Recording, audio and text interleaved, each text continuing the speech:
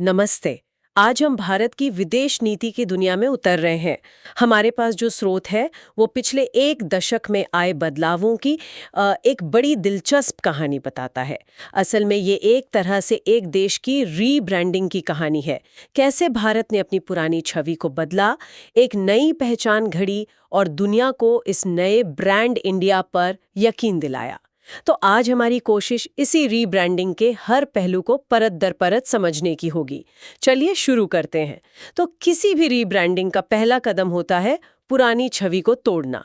मुझे याद है एक जमाना था जब भारत का जिक्र आते ही दुनिया के दिमाग में ग्लोबल बैक ऑफिस की एक तस्वीर बनती थी। एक ऐसा देश जो दुनिया के लिए काम करता है, सर्विस देता है। लेकिन स्रोत कहता है कि ये तस्वीर अब पुरानी हो चुकी है। बिल्कुल। और ये सिर्फ कहने की बात नहीं है, इसके पीछे जमीनी बदलाव हैं। बैक ऑफिस की छवि से निकलकर भारत अब एक आप कह सकते हैं अहम टेक्नोलॉजी पार्टनर बन गया है। अच्छा। अब दुनिया भारत को सिर्फ उसकी सस्ती सर्विसेज के लिए नहीं, बल्कि उसकी आर्थिक और तकनीकी ताकत के लिए देख रही है। आज बात डिफेंस मैन्युफैक्चरिंग और सेमीकंडक्टर जैसे हाईटेक क्षेत्रों में पार्टनरशिप की हो रही है। जो 10 साल पहले सोचना भी मुश्किल था। हाँ, बिल्कुल। लेकिन ये बदलाव आया कैसे? सिर्फ कहने से तो छवि बदल नहीं जाती। सही बात है। स्रोत इसके पीछे दो तीन बड़ी वजह बताता है। पहला, देश के अंदर बेहतर इंफ्रास्ट्रक्चर और ईज ऑफ डूइंग बिजनेस पर जो जोर दिया गया, उससे विदेशी निवेश के लिए माहौल बना। और दूसरा, एक बहुत बड़ा मोड़ आया कोविड महामारी के दौरान। जब पूरी दुनिया सप्लाई चेन टूटने से परेशान थी, तब भारत ने दवाओं और वैक्सीन की सप्लाई करके खुद को दुनिया की फार्मेसी के रूप में स्थापित किया। ये एक बहुत बड़ा दावा है, दुनिया की फार्मेसी। तो ये सिर्फ एक अच्छी हेडलाइन थी या इसके पीछे वाकई में जमीनी स्तर पे कुछ ठोस कदम थे? नहीं, ये सिर्फ हेडलाइन नहीं थी। ये एक सोची समझी रणनीति का हिस्सा था। वैक्सीन मैत्री कार्यक्रम के तहत लगभग 100 देशों को टीके भेजे गए। 100 देशों को? जी, इसने भारत के लिए जबरदस्त गुडविल यानी साख बनाई। और इसका स्ट्रेटेजिक फायदा ये हुआ कि दुनिया ने देखा कि भारत संकट के समय सिर्फ अपने बारे में नहीं सोचता, बल्कि वैश्विक जिम्मेदारी भी उठा सकता है। इससे वो भरोसेमंद पार्टनर वाली छवि मजबूत हुई होगी। एग्जैक्टली, जिसकी आज की बटे हुई दुनिया में बहुत ज्यादा कीमत है। तो एक नई छवि को एक साफ संदेश की जरूरत होती है। स्रोत में रणनीतिक स्पष्टता यानी स्ट्रेटेजिक क्लैरिटी की बात की गई है। मुझे ये पढ़कर ऐसा लगा कि भारत ने आखिरकार तय कर लिया है कि उसे दुनिया के मंच पर बनना क्या है। क्या ये समझना सही है? हाँ, ये एक बहुत सटीक आकलन है। स्रोत दो मुख्य क्षेत्रों में इस स्पष्टता को रेखांकित करता है। पहला, पड़ोसी पहले यानी नेबरहुड फर्स्ट की नीति, जिसे अब सिर्फ एक नारा नहीं बल्कि गंभीरता से लागू किया जा रहा है।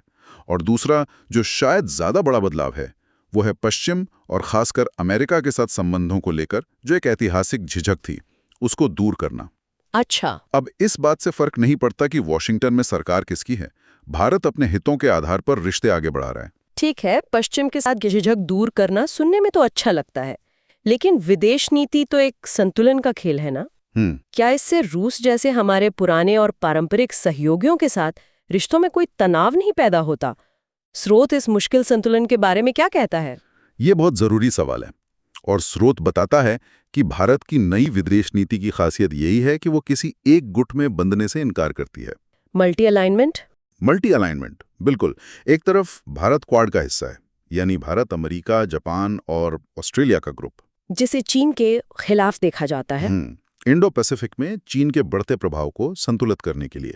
वहीं दूसरी तरफ भारत शंघाई सहयोग संगठन यानी SCO का भी सक्रिय सदस्य है, जिसमें चीन और रूस दोनों हैं।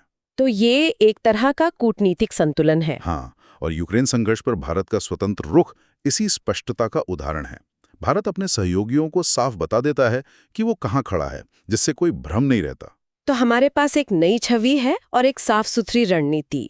लेकिन स्रोत इशारा करता है कि कुछ और भी गहरा हो रहा है, एक तरह की सांस्कृतिक रीब्रांडिंग। अब भारत सिर्फ वैश्विक बहसों में हिस्सा नहीं ले रहा, बल्कि उनका एजेंडा तय करने की कोशिश कर रहा है। हाँ, ये तो बहुत बड़ा दावा है। ये जमीन पर कैसे हो रहा है? इसका सबसे अच्छा उदाहरण है जलवायु परिवर्तन। पहले भारत को इस मुद्दे पर हमेशा एक रक्षात्मक भूमिका में देखा जाता था, एक ऐसा देश जो विकास की दलीलें देता था। लेकिन अब भारत इस बहस को लीड कर रहा है।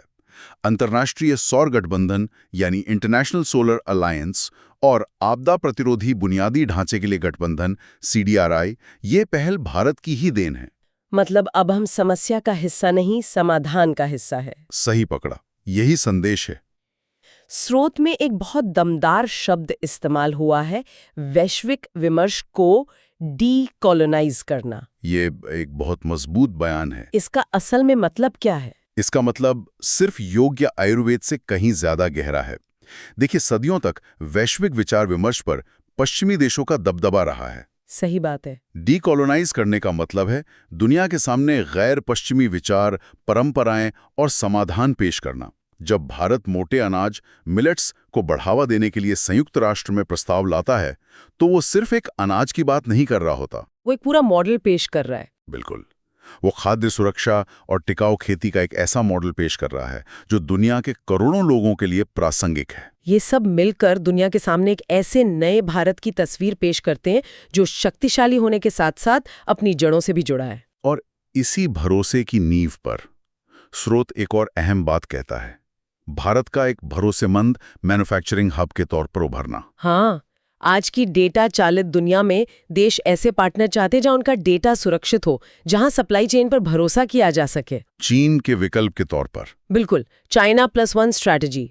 और यहाँ भारत के 3 पहलू उसे दूसरों से अलग करते हैं, एक राजनीतिक लोकतंत्र, एक बहुलवादी समाज और एक बाजार अर्थव्यवस्था। इसी वजह से शायद पश्चिमी देश भारत को एक स्वाभाविक साझेदार के रूप में देखते हैं। हाँ, और इसी भरोसे का नतीजा है कि यूरोपीय संघ ने भारत के साथ एक ट्रेड एंड टेक्नोलॉजी काउंसिल बनाई है, जो उन्होंने सिर्फ कुछ गिने चुने देशों के साथ की है। ये सब कागज पर तो बहुत अच्छा लगता है, लेकिन हम जानते हैं कि विदेश नीति सिर्फ बड़े विचारों से नहीं चलती।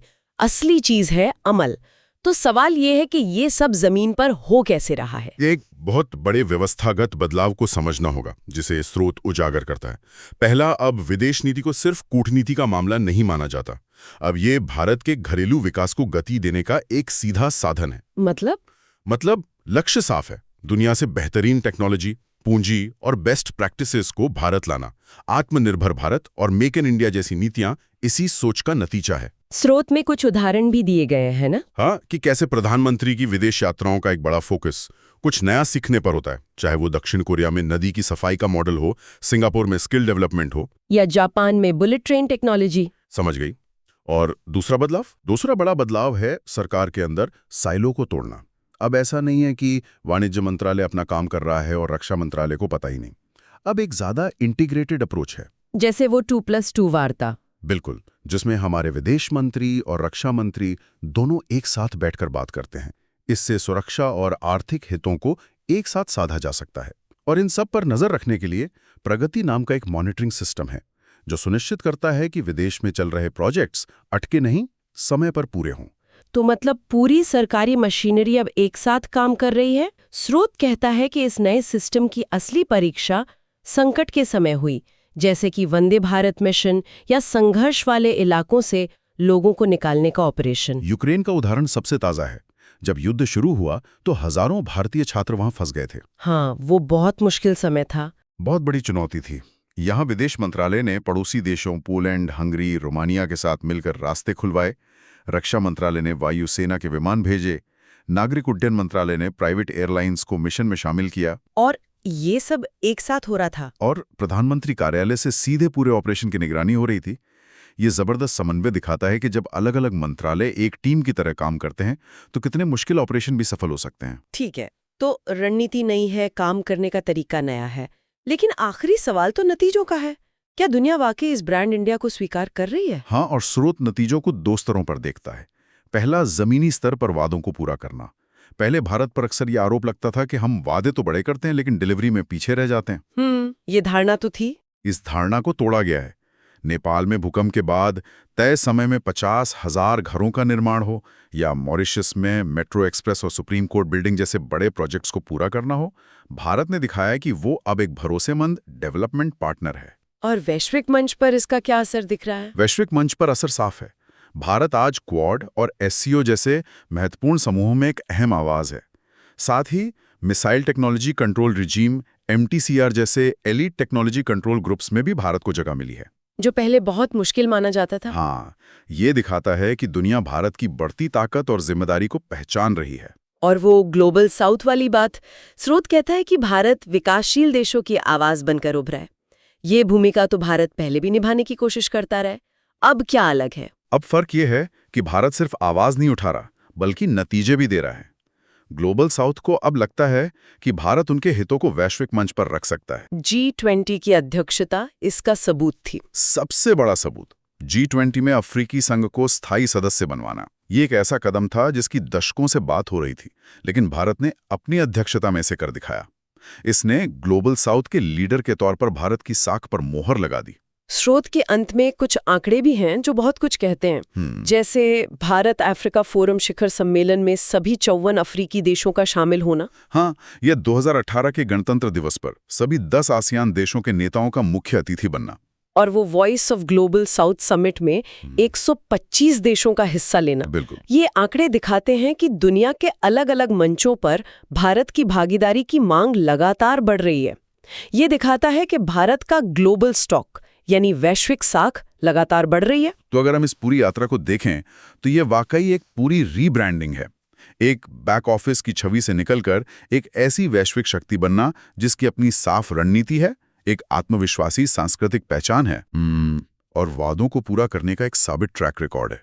सही। हाँ, इस स्रोत पिछले दशक में भारत के एक मुखर और प्रभावशाली वैश्विक शक्ति के रूप में उभरने की एक स्पष्ट कहानी प्रस्तुत करता है। इस पर सोचने के लिए एक दिलचस्प सवाल ये उठता है कि जैसे जैसे भारत का प्रभाव बढ़ता रहेगा, एक ऐसे राष्ट्र के लिए क्या नई चुनौतियां और जिम्मेदारियां सामने आएंगी जिसका लक्ष्य एक ही समय में एक अग्रणी शक्ति बनना और ग्लोबल साउथ की आवाज बने रहना है। इन दोनों भूमिकाओं में संतुलन कैसे साधा जाएगा जब कभी उनके हित अलग अलग हों?